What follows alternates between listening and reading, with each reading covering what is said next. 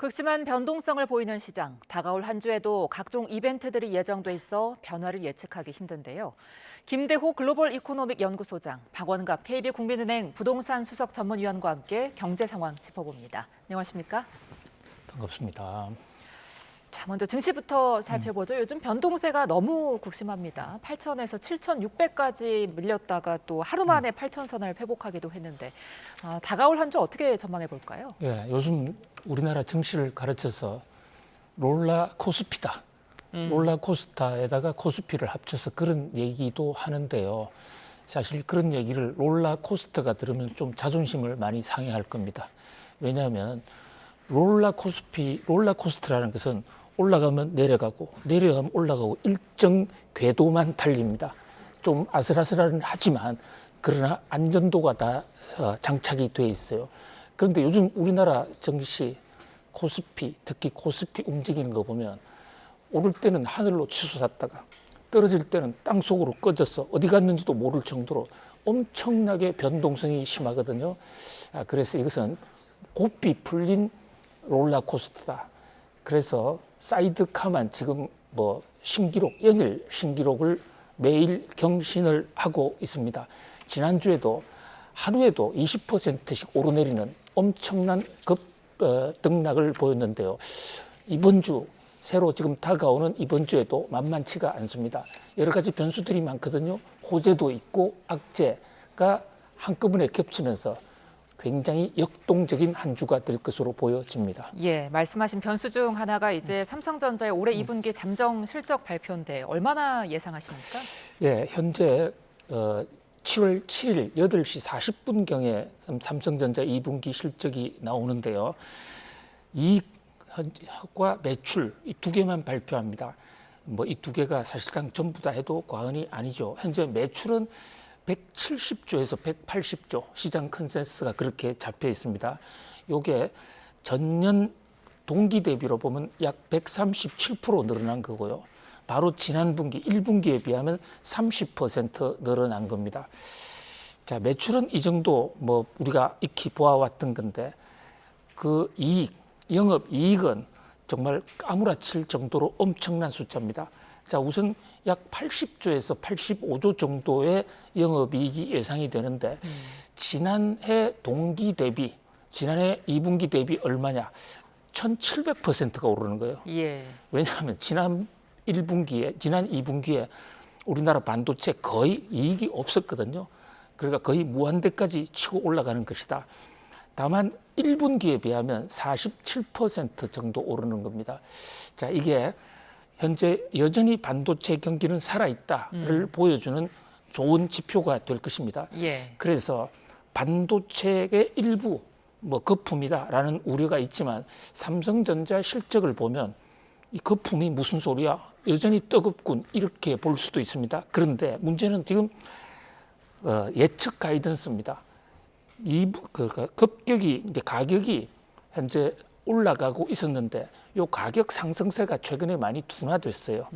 그렇다면 3분기, 4분기에 과연 어떻게 될 것이냐는 예측 가이던스에 따라서 예측 가이던스가 생각보다 못하면 좀 출렁할 수도 있습니다. 또 하나 변수는 지금 삼성전자 1인당 6억 원씩의 성과급을 주기로 했는데 그 성과급 아직 나가지도 않고 또 당분간은 자사주로 형태로 나가니까 그것이 시중 유동성에는 당장에는 영향이 없지만은 회계 처리할 때는 그것을 충당금으로 쌓아야 돼요.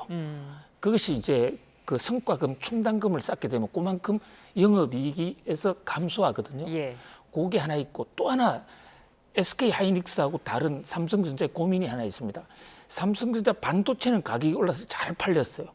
그런데 반도체가 오르는 바람에 타격을 받는 1차적으로 타격을 받는 것도 삼성전자입니다. 왜냐하면 삼성전자에 갤럭시라든지 또는 가전제품을 파는데 그게 메모리 반도체 가격이 올라가는 바람에 지금 비용이 급증을 하고 있거든요. 예. 바로 그래서 반도체는 잘 될 것으로 보이지만 반도체 아닌 분야 이른바 DX라고 그러죠. 이 부분이 과연 얼마나 됐을까? 이런 몇 가지 관전 포인트가 있고요. 예. 거기에 따라서 주가가 오를 수도 있고 내릴 수도 있는 그야말로 격동의 한 주가 될 것으로 보여집니다. 예. 그 메모리 반도체 가격이 고공행진을 이어가면서 삼성전자뿐 아니라 애플도 지금 제품 가격 인상을 예고한 상태죠. 예, 이미 가격 인상을 발표했죠. 예. 자, 왜냐하면 지금 반도체, 특히 메모리 반도체 가격이 어느 정도 올랐느냐 품목에 따라 다릅니다만은 100배 오른 대목도 많습니다. 그러다 보니까 그 반도체 그대로 쓸 수밖에 없는 가전제품에서는 원가 부담이 상당한 거죠. 그런데 반도체는 가격이 올라도 공장들 B2B 거래하는 반도체를 가져가야 데이터 센터도 만들고 제품을 만드니까 그게 가격의 수요 탄력성이 굉장히 낮아요.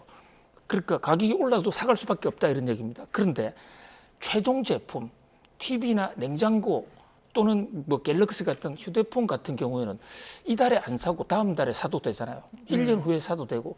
그러니까 애플이 지금 가격을 올린다고 그러니까 애플의 판매가 급격히 줄어들고 있는.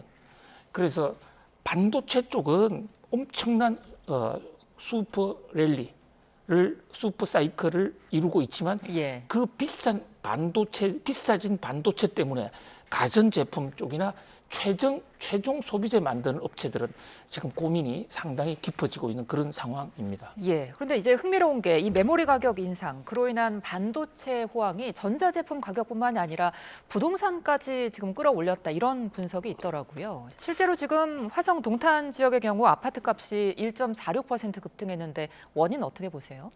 지금 말씀하신 1.46%는 주간입니다. 아.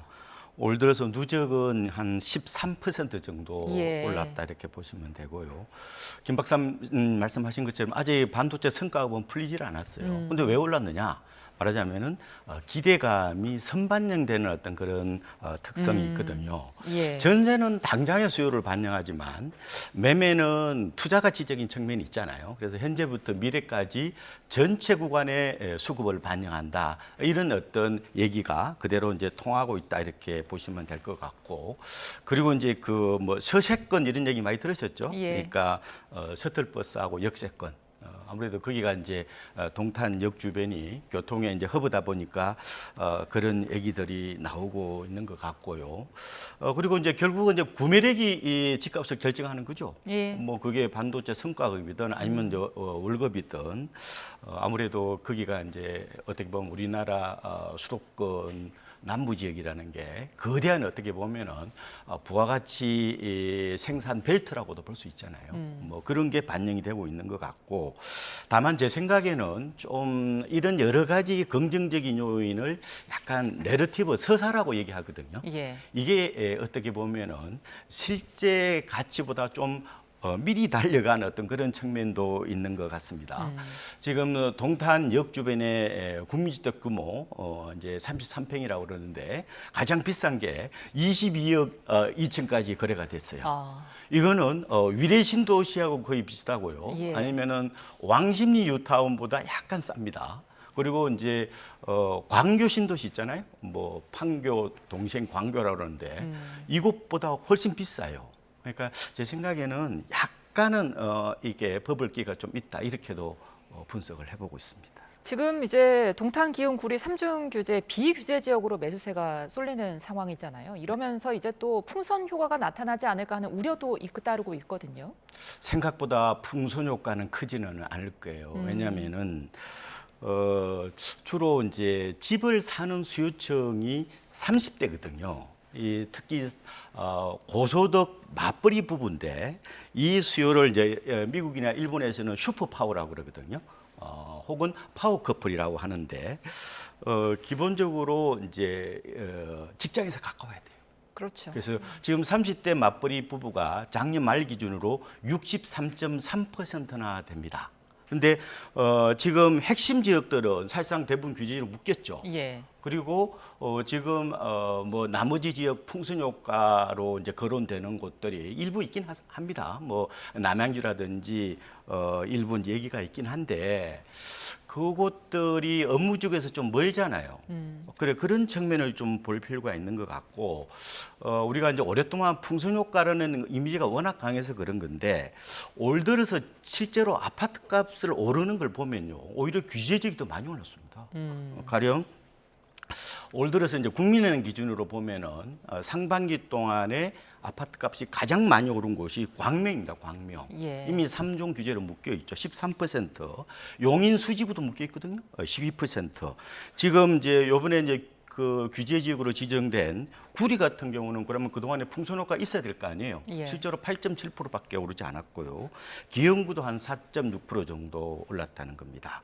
평택이나 안성이나 오산은 오히려 아파트 값이 빠졌어요.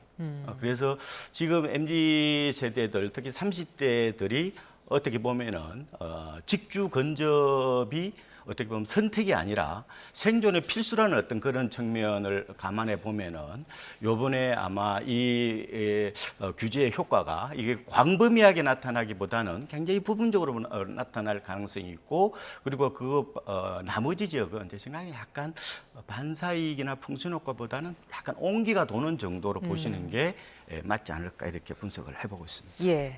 자, 이렇게 아파트 가격이 크게 오르다 보니까 아파트 전월세 거래량이 눈에 띄게 감소했습니다. 그러면서 빌라 전월세가 또 몰리고 있다고요? 이게 이제 비아파트 쪽으로 임대 수요가 이동을 하는 건데요. 예. 이제 아파트 전월세 거래량은 줄고 오히려 비아파트 쪽이 늘어났다는 거예요. 예. 그동안에 깡통 전세라든지 빌라 전세 사기 여파로 다들 지금 그 아파트로 달려갔잖아요. 그런데 왜 이런 현상이 나타났느냐? 일단은 아파트가 너무 비싸니까 싼 곳으로 이동하려는 일종의 이제 주거 하향 이동이 나타나고 있는 거고요. 그런데 이제 오죽하면 그쪽으로 가겠어요, 그죠? 근데 이걸 그러면은 탈 아파트 전세 현상으로 볼 거냐?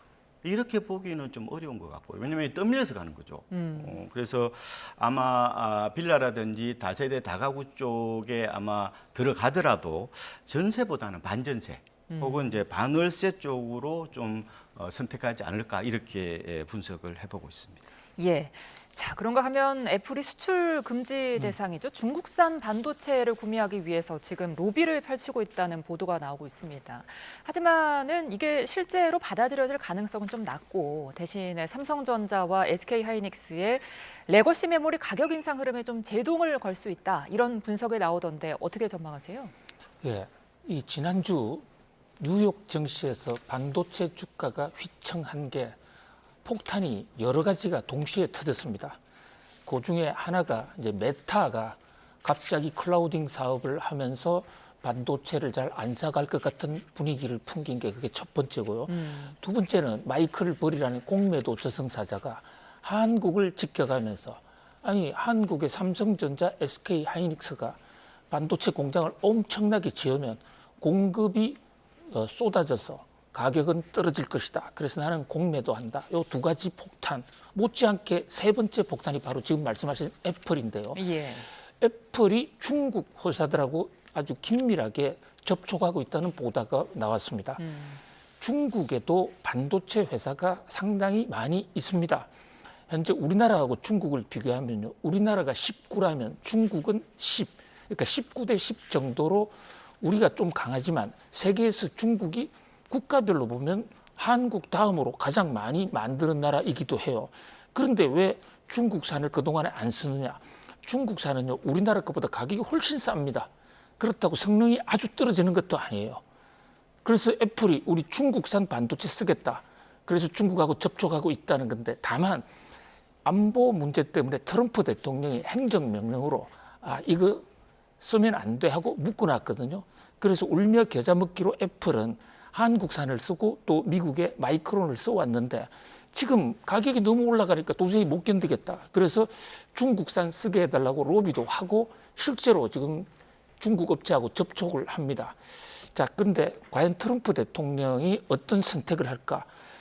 애플이 너무 어려우면 트럼프 대통령 저는 허가해 줄 수도 있다고 생각합니다. 트럼프 대통령 정책 방향은 오로지 미국의 국익인데, 그런데 애플을 살리기 위해서 중국산을 허용해주면 애플 아닌 또 다른 미국 회사인 마이크론이 타격을 받잖아요. 예. 바로 그런 점 때문에 트럼프도 선택이 쉽지 않을 것이고 좀 세간의 추이를 볼 겁니다. 바로 이 점 때문에 지금 앵커님 잘 지적하신 대로 애플이 이런 사정을 알면서도 계속해서 중국하고 접촉하는 얘기를 뉴스로 리크를 하고 이런 것은 마이크론이나 한국산, SK, 삼성 계속 가격 높이면 우리 정말 트럼프 대통령 설득해서 중국으로 갈 거야? 그럼 가격이 반 정도로 싸지고 되는데 문제는 이제 우리나라가 삼성전자나 SK하이닉스에서 갑자기 매출이 줄어들 수가 있죠. 예. 지금 가전제품 쪽 메이커 중에서는 반도체를 제일 많이 사가는 데가 애플이거든요.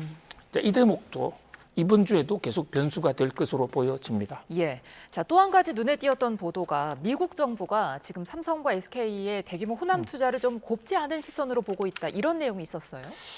곱지 않은 거를 전 좀 더 넘어선다. 상당히 아파할 것이다라고 보여집니다. 예. 왜냐하면 트럼프 대통령의 경제 국가 그 굴기 전략의 가장 핵심이 반도체 생산 공장을 미국에다가 설치하겠다. 그래서 우리나라에 직접적으로 투자를 압박한 것은 물론이고 지금 다른 나라에서 들어오는 반도체 생산에 대해서는 관세를 100% 물리겠다는 트럼프 행정 서명이 이미 발동된 상태입니다. 다만 한국에 대해서는 한국이 투자에 협조하고 또 미국과의 그 가치사슬, 밸류 체인을 같이 한다는 조건으로 한국과 대만에 대해서는 지금 반도체 관세 100% 때리는 것을 지금 유예하고 있어요. 그런데 이번에 갑자기 한국의 SK와 삼성전자가 미국은 최근에 투자 전략이 안 나왔는데 한국 땅에다가 반도체를 엄청나게 짓겠다.